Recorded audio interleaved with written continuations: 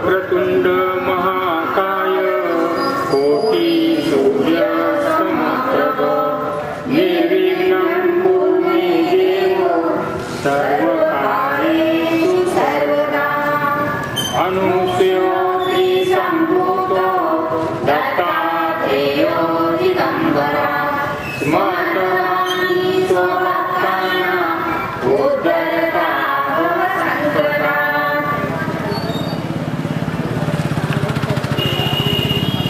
आदिमाता शुभंकरा स्तवन। आदिमाते वेदमाते भक्तानुग्रहकारिणी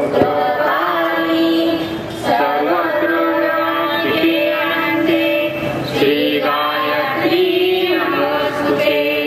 तारुस्साकं सदा धारा बिन्दुसा बिन्दुमालिनी परात्परे वात्सल्यशक्ति अनुसूये नमोस्तुते।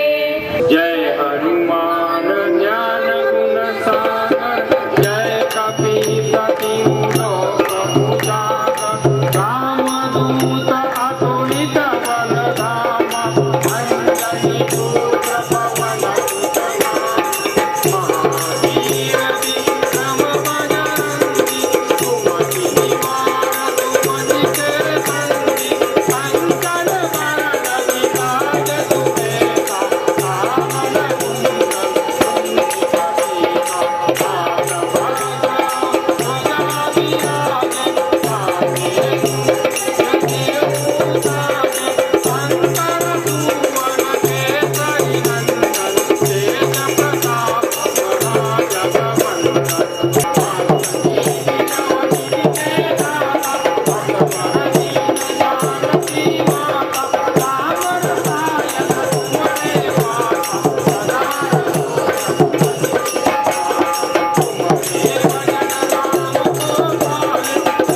सुवन केसरी नंदन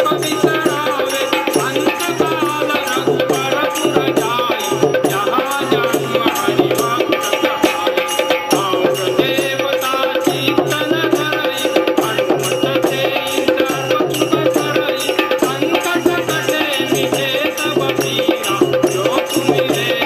प्रताप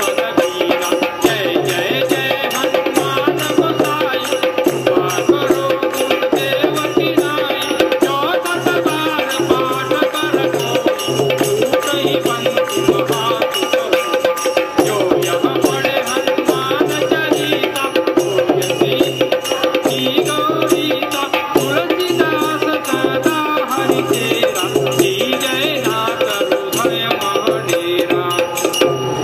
पवनतनय संकट हरण मंगल मूर्ति रूप राम लखन सीता सहित हृदय बसऊ सुरभूप सियावर रामचंद्र की जय पवन सुत हनुमान की जय उमापति महादेव की जय बोलो रे भाई सब संतन की जय जय जय।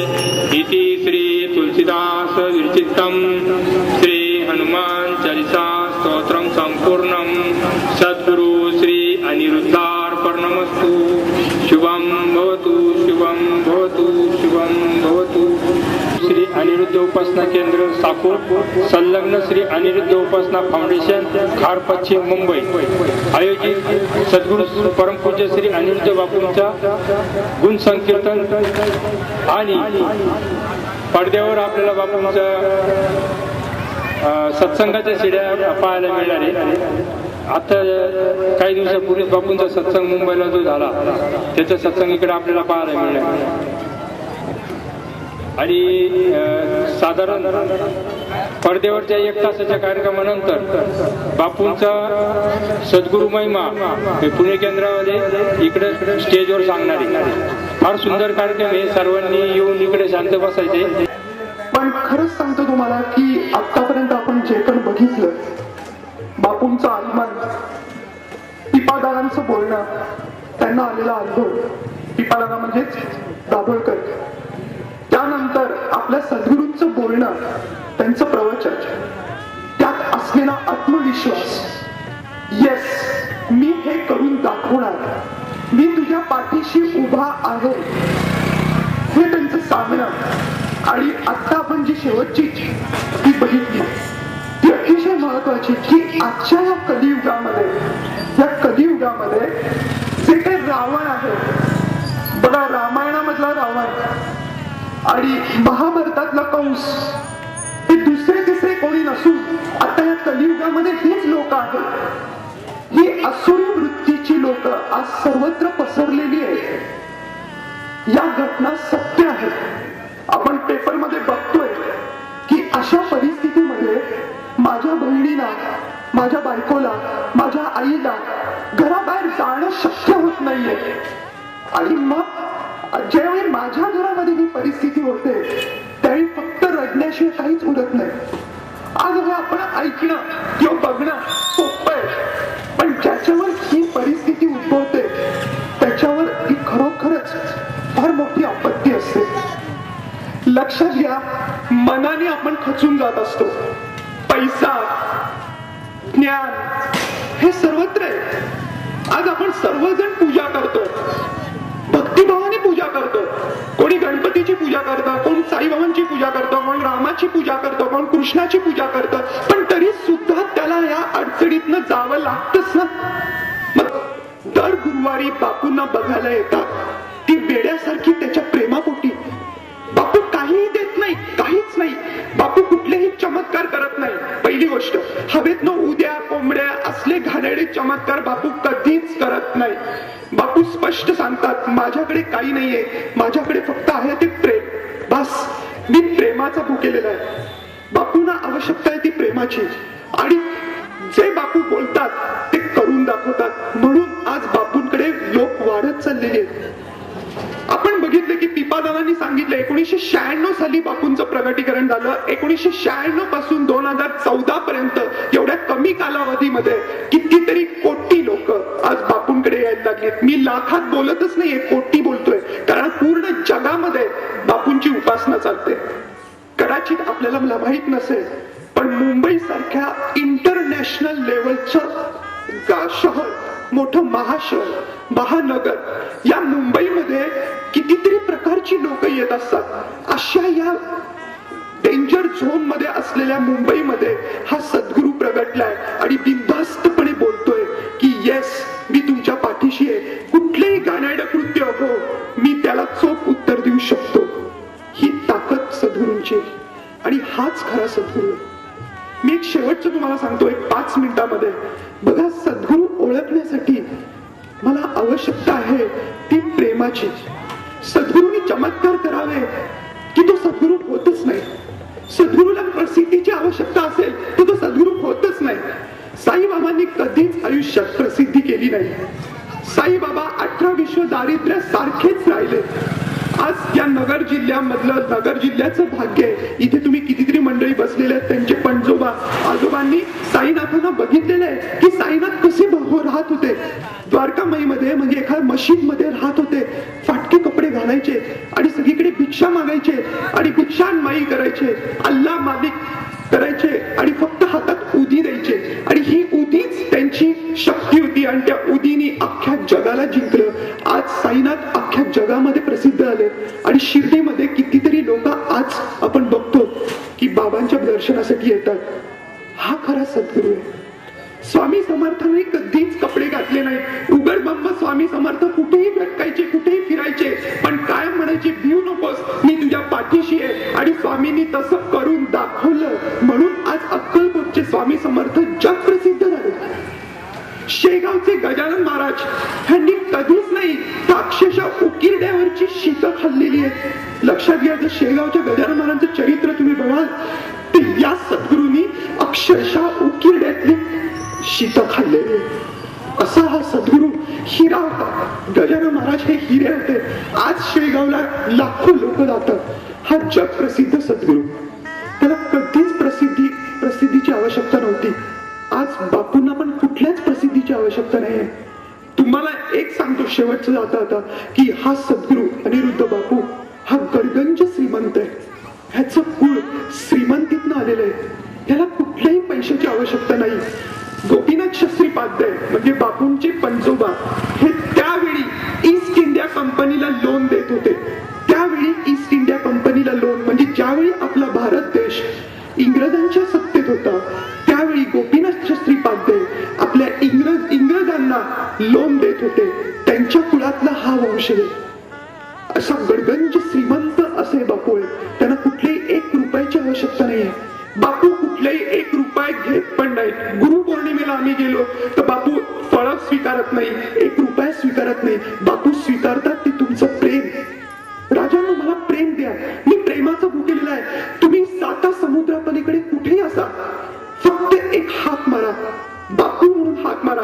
जे अडाणी असेल त्यांना फक्त बापू म्हणून हाक मारा, किंवा ज्याला शिकलेले त्यांनी फक्त ओम मन सामर्थ्य दाता श्री अनिरुद्धायनमा एवढं म्हणा, मी तिथे उभा असेल. असं बोलत नाही तर असे अनुभव आलेले आहेत. असे अनुभव आलेले आहेत. परदेशात अनुभव आहेत, भारतात अनुभव आहेत. आज जर मी अनुभव सांगायला लागलो तर ही रात्र कमी पडेल. ह्या ज्या गोष्टी आता सीडी मध्ये दाखवल्या ह्या सत्य आहेत. बापूंना आवश्यकता आहे की हा जो भारत आहे, हा जो पारतंत्र्य म्हणजे अधर्म जो झालेला आहे, अधर्म जो माजलेला आहे, त्या धर्माला जी ग्लानी आली आहे ती पुसवायला हा अनिरुद्ध आलाय. यदा यदा ही धर्मस्य ग्लानिर्भवति भारत अभ्युत्था अधर्मस्य तदात्मनं सृजाम्यहं परित्राणाय साधूनां विनाशाय च दुष्कृतां धर्म संस्थापनार्थ संभवामि युगे युगे. हे श्रीकृष्णाचं वचन आहे भगवद्गीतेतलं, की तो काय म्हणालाय की साक्षात सगुण रूपात मी येणार आहे आणि तुम्हाला तुमच्या धर्माला आलेल्या ग्लानीला मी तो पूर्ण धर्माची स्थापना करणार आहे. हे श्रीकृष्णाचं वचन कधीच फेल जात नाही. आज श्रीकृष्णाची आठवण आपल्याला यायलाच पाहिजे. श्रीरामांची आठवण मला यायलाच पाहिजे. मी असं म्हणत नाही की हा रामाचा अवतार आहे का, श्रीकृष्णाचा अवतार आहे का, हे आपण अनुभवायचंय. बापूंनी स्पष्ट सांगितलं मी कोणाचाही अवतार नाही, मी अनिरुद्ध आहे. मी काल पण अनिरुद्ध होतो, आज पण अनिरुद्ध आहे आणि उद्या पण मी अनिरुद्धच असणार आहे. मी तुमचा मित्र आहे. बापू कुठलंही देवत्व मानत नाही. बापू स्वतः दत्तगुरु हा जज करतात. बापूंची आई म्हणजे साक्षात चंडिका, जी सर्व विश्वाची आई आहे, प्रत्येकाची कुलदेवता आहे. मग ती महालक्ष्मी असो, महासरस्वती असो, महाकाली असो, ही जी महालक्ष्मी आहे तीच बापूंची आई आहे आणि तिच्याच आज्ञेने हा पुत्र मनुष्य रूपात आला. लक्षात घ्या, तो शर्ट पॅन्ट घालून आलेला आहे. तो शर्ट पॅन्ट घालून आलेला आहे. आजचा युग शर्ट पॅन्टचा आहे म्हणून तो शर्ट पॅन्ट घालून आलाय. त्यांनी भगवे वस्त्र परिधान केलेली नाहीयेत किंवा माळा घातलेल्या नाहीयेत. कुठलेही ब्रह्मचारी अवतार नाही. बापूंनी सांगितले की प्रपंच करता करता तुम्हाला परमार्थ साधता आला पाहिजे. बापू प्रापंचिक आहेत. बापूंना 2 मुलं आहेत. बापूंनी लग्न केलेलं आहे. पण संसार करता करता देवाचं नामस्मरण आणि भक्ती कशी वाढवायची हे बापू शिकवत आहेत. आणि बापूंचं सर्वच महत्वाचं उद्दिष्ट आहे ते 2025 ला राम राज्य आणि ते येणार. बघा आज 2014 आहे. किती वर्ष राहिले? हार्डली 10-12 वर्ष राहिलेली आहेत. या 10-12 वर्षामध्ये राम राज्य येणार. राम राज्य येणार म्हणजे काय? तर राम येणार का किंवा कुठेतरी असं रामासारख्या गोष्टी होणार का? तर नाही. राम राज्यावेळी, रामाच्या वेळी अयोध्या नगरी जशी होती, जशी सुबत्ता होती, कोणीही लोक आनंदात होते, कुठेही भ्रष्टाचार नाही, सगळीकडे आनंदी आनंद, असं युग 2025 ला बापू आणणार आहे. हे बापूंचं वचन आहे. आणि बापू म्हटले की हा सर्वात मोठा महासत्ता देश होणार आहे. भविष्यामध्ये आपला भारत देश हा महासत्ता देश होणार आहे. हे बापूंचं वाक्य आहे आणि त्या दिशेने आपली वाटचाल झालेली आहे. तेव्हा लक्षात घ्या, कोणी घाबरून जाऊ नका. आपला देव आलेला आहे, फक्त मला ओळखता आला पाहिजे. मी जर कृष्णाची भक्ती करतो तर हाच कृष्ण अनिरुद्ध आहे. मी रामाची भक्ती करतो तर हाच राम अनिरुद्ध आहे. मी साईची भक्ती करतो तर हाच साई अनिरुद्ध आहे. हे अनुभव आहे, माझा स्वतःचा अनुभव. मी साईबाबांचा भक्त होतो आणि मला माझ्या बापूंनी साई दाखवलाय. मी खोटं सांगत नाही किंवा मला काही याचे पैसे मिळणार नाहीये, इथे प्रसिद्धी नाहीये, पण जे मी अनुभवलं किंवा आमच्या इकडच्या कार्यकर्ते अनुभवत आहेत ते तुम्ही खरंच अनुभवा. एकदा येऊन बघा. इथे कुठलीही दीक्षा नाही. पहिलं शिक्षा नाही, इथे कुठलीही मर्यादा नाही. तुम्ही या, आनंदाने घ्या, बापूंचं नामस्मरण करा आणि आनंदाने आपला संसार करा. शेवटचं एक सांगतो की बापूंनी जे सांगितलेलं आहे की बघा, आपल्या धर्माला, आपल्या हिंदू धर्माला, जास्त करून हिंदू धर्माला ग्लानी आलेली आहे. आपले मुस्लिम बांधव, आपले ख्रिश्चन बांधव रेग्युलर नियमित सांघिक उपासना करतात, पण आम्ही हिंदू लोक कधीच एकत्र येऊन उपासना करत नाही. सांगा मला, कोण करतो बसून? मला मान्य आहे हे खेडेगाव आहे, पण शहरामध्ये कीर्तन होत नाही, सांघिक उपासना होत नाही, सांघिक पठण होत नाही. मी एक तरुण मुलगा आहे, माझ्यासारखी तरुण मुलं तर शहरामध्ये वाया गेलेली आहे, पूर्ण वाया गेलेली आहे. ती काय म्हणतात, देव कसला, आम्ही कुठे पाहिला देव, देवबीव काय नाही, झूट. हीच आपल्या धर्माला आलेली ग्लानी आहे. पण लक्षात घ्या, आपले ख्रिश्चन बांधवांची मुलं किंवा आपल्या मुस्लिम बांधवांची मुलं असं कधीच म्हणत नाही. ते त्यांच्या अल्लाला कधीच काही बोलणार नाही, ते त्यांच्या जीजसला कधीच बोलणार नाही, पण आमची मुलं आमच्या देवांनाच नावं ठेवतात. हीच आपल्या धर्माला आलेली ग्लानी आहे. लक्षात घ्या, आपली उपासना, सांघिक उपासना कधीच सोडू नका. हेच बापूंचं वचन आहे आणि बापूंनी सुरुवात हीच केली आहे की सांघिक उपासना, एकत्र येऊन उपासना करा. ही ताकद फार मोठी आहे. बघा, या ताई आहेत, एक उदाहरण देतो, शेवटचं जाता आता. या ताईंना घरामध्ये अतिशय त्रास आहे, प्रापंचिक त्रास आहे, मानसिक त्रास आहे, शारीरिक त्रास आहे. त्यांच्या घरामध्ये खूप प्रॉब्लेम आहे आणि ती ताई सैरभैर झालेली आहे. आणि अशी ताई जेव्हा सांघिक उपासनेमध्ये येऊन बसते, पण तरी तिचं लक्ष लागत नाहीये. पण आम्ही एवढे सगळे सांघिक उपासना करतोय, त्यामुळे जी स्पंदनं तयार होणार आहे ती आपोआप त्या ताईला मिळणार आहे. तिने फक्त सांघिक उपासनेमध्ये बसल्याने ती तिला ताकद मिळणार आहे. ही सांघिक उपासनेची ताकद आहे. हे मी काही नव्याने सांगत नाहीये, हे पूर्वीपासून ऋषींनी सांगितलेलं आहे. आपली हिंदू धर्माची मंदिरं, मोठी मोठी सभा मंडप होती. बघा, हेमाडपंथी मंदिरं केवढी मोठी मोठी होती. त्याच्या मागचंच कारण असं होतं की सर्व लोकांनी एकत्र बसावं आणि परमेश्वराचं नामस्मरण करावं. आज आम्ही काय करतो, चतुर्थी आली की गणपतीला फक्त लाईनीत उभा राहतो, गणपतीच्या डोक्यावर पायावर डोकं टेकवतो आणि निघालो. आम्ही फक्त उपास करतो, पण आम्हाला असं वाटत नाही की गणपतीच्या मंदिरात बसून 10-15 लोकांनी ओम गम गणपती नमः हा जप करावा. हेच आपलं आता संपत चाललेलं आहे. मी स्पष्ट सांगतो तुम्हाला, हिंदू धर्मामध्ये बापूंनीच हे सांगितलेलं आहे की हे सगळं संपत चाललंय आणि हे संपू नये म्हणून सांघिक उपासना सुरू झालेली आहे. आणि आज आशियामध्ये 1 नंबर हिंदू धर्माची सांघिक उपासना दर गुरुवारी न्यू इंग्लिश स्कूल खेरवाडी बापूंच्या सानिध्यात 1.5 लाख लोकांच्या संख्येत ही उपासना होते. हे आज कित्येक लोकांना माहित नसेल. ही सांघिक उपासना होते. या सांघिक उपासनेमध्ये दत्तगुरूंचा जप, साईबाबांचा जप, स्वामींचा जप, हनुमंताचा जप केला जातो. अशी सांघिक उपासना आपल्याकडे साकूरमध्ये देखील होतीये. लक्षात घ्या, ती उपासना कोणाच्या मार्फत होतीये, कोण प्रमुख आहे ह्याच्याशी आपल्याला घेणं देणं नाहीये. ती व्यक्ती कशी आहे ह्याच्याशी घेणं देणं नाहीये. माझ्या देवाची उपासना आहे ना, मला तिथे जाऊन बघितलं काय, ती उपासना काय हे बघितलं पाहिजे. आज जर आपण एकत्र येऊन सांघिक उपासना केली तर साकूरमध्ये जे काय अडचणी असतील, आज पाऊस येत नाही, आज इथे बरेच लोक व्यापारी आहेत, आज जर शेतकरी लोक इकडे येऊन बाजारच करू शकले नाही तर व्यापाऱ्यांचं पोट भरणार कसं. अजून पावसाचा पत्ता नाहीये. बघा, पुढे येणारे प्रॉब्लेम्स हे आपल्याला माहित नाही, पण त्याला माहितीये. कलियुगाचा अंतिम चरण आहे, पुढे काय घडणार आहे माहित नाहीये. आणि यासाठी मला भक्ती आवश्यक आहे, सांघिक उपासना आवश्यक आहे. आणि म्हणून आम्हाला एकत्र आलं पाहिजे. आज तुम्ही अख्ख्या गावातली मंडळी एकत्र जरी नाही आलात तरी या गावामध्ये मध्यवर्ती ठिकाणी इतका सुंदर कार्यक्रम झाला. लक्षात घ्या, हा कार्यक्रम कोणाला आवडेल न आवडेल काही नाही, पण ज्यांना आवडला असेल, आज आपण पूर्ण 2 तास त्या देवाचं नामस्मरण करत होतो. कुठलेही घाणेरडे विचार आले नाहीत, कोणाची टिंगलटवाळी केली नाही, कोणी कुठे दुसरीकडे गेलं नाही, कोणी दारू प्यायला गेलं नाही. चांगलं आपण आज ऐकलं. हा सद्गुरू कसा आहे, काय आहे, ह्याच्यापेक्षा हा विचार करा. आपण कुठलेही फालतू नेत्याला महत्व देतच असतो. कोणी असो, साधा हिरो असला, 2 दिवस 2 पिक्चर त्याचे हिट झाले की त्याला त्याचा आपण उदो करतो. तर हा तर 22 तास आपल्यासाठी काम करतोय. तुमच्या लक्षात येईल, बापू 22 तास काम करतात, फक्त 2 तास झोपतात. कशासाठी? तर आपल्यासाठी. आत्ताच्या परिस्थितीला बापूंची अतिशय कठोर उपासना चालू आहे.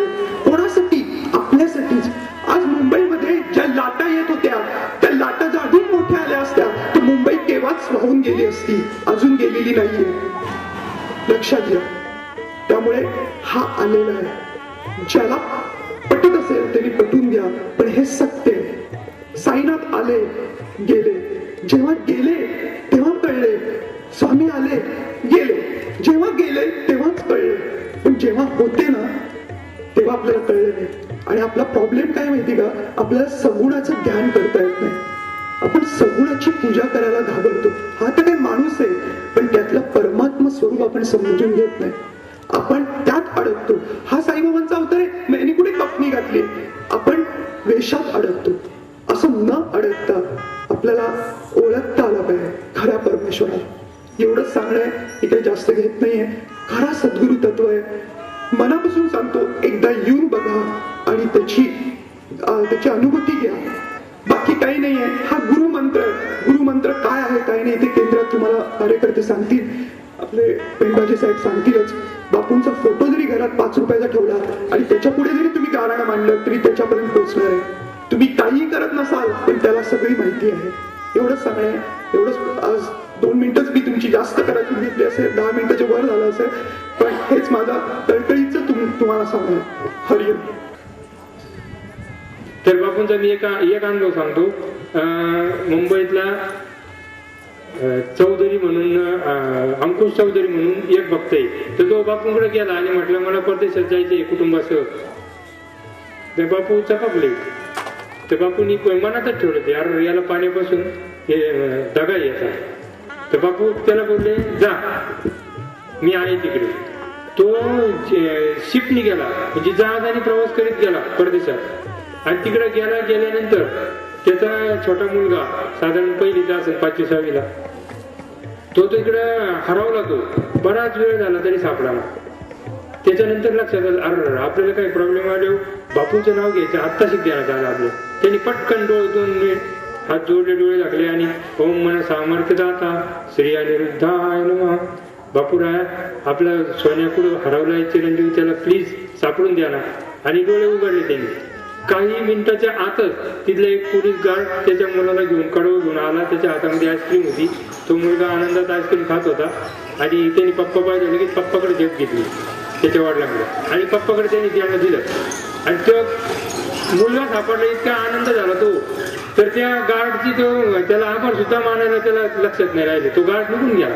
आणि नंतर मग त्याच्या मम्मीला सांगितलं. त्याची मम्मी तर रोडवर त्याच्या हंबरडा फोडत होती का आमचा मुलगा गेला सापडा, याला विचार, त्याला म्हण. तिथली भाषा वेगळी, यांची हिंदी भाषा काही समजाना. पण बापूंचं स्मरण केलं, मुलगा मिळाला. हे दोघं निघाले, त्यांच्या रूमवर आले.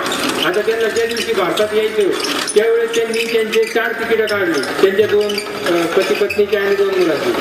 तर तिकीटं घेतली आणि घरी आले. त्यांच्या तिकिटाचा तो भारतात इंडियामध्ये रिटर्न येण्याचा दिवस ठरलेला होता, अमुक दुसरा दिवस. त्याच्या आदल्या दिवशी एक ग्रस्त आला त्यांच्याकडे, त्या डिपार्टमेंटच्या अनुसरून डायरेक्ट त्यांच्या घरी आला आणि म्हटलं, खाऊ तुम्ही इंडियाचे 4 तिकीट काढले? म्हणजे हो.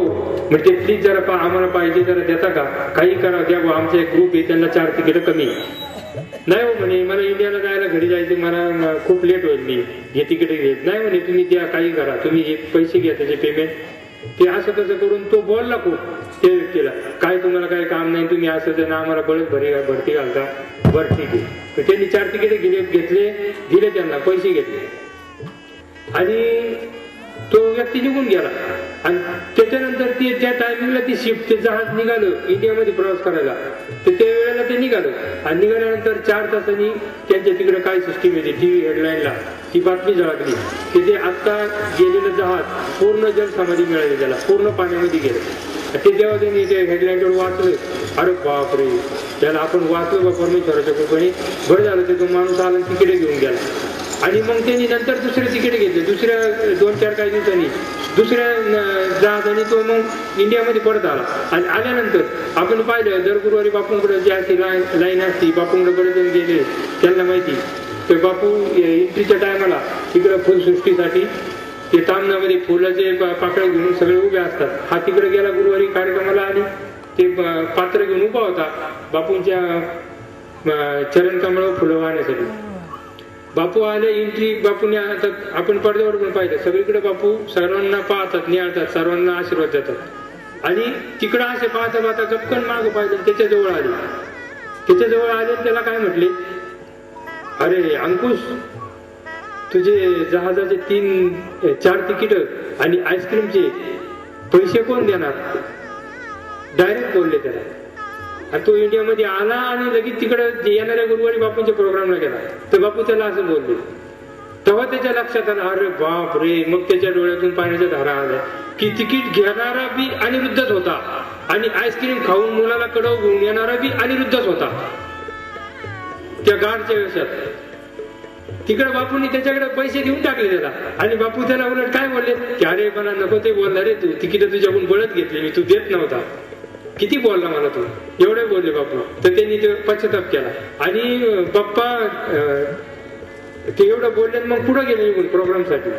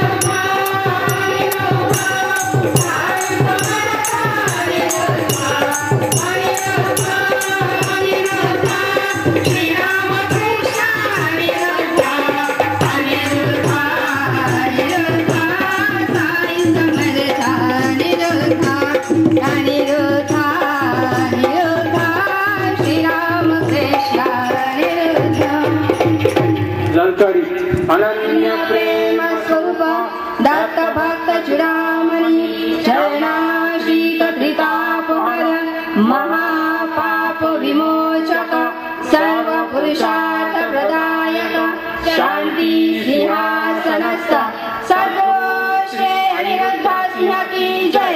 सद्गुरु श्री अनिरुद्ध सिंह की जय. सद्गुरु श्री अनिरुद्ध सिंह की जय. नंदा नंदा रमणा अनिरुद्ध अनिरुद्ध अनिरुद्ध नंदा रमणा अनिरुद्ध अनिरुद्ध अनिरुद्ध.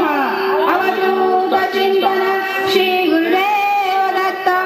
अवधूत चिंतन श्री गुरुदेव दत्त. अवधूत चिंतन श्री गुरुदेव दत्त. ओम नमः चंडिकाय. ओम नमः चंडिकाय. हरिओम श्रीराम. आम्ही अंबज्ञ आहोत. आम्ही अंबज्ञ आहोत. आम्ही अंबज्ञ आहोत. मी अंबज्ञ आहे. मी अंबज्ञ आहे. हरिओम Shriram अंबज्ञ. I love you my dad. I love you my dad. I love you my dad forever. All is well dad. All is well. All is well dad. All is well. All is well dad. All is well. शांती मंत्र. ओम सहनावतु सहनो भुनक्तु सह वीर्यं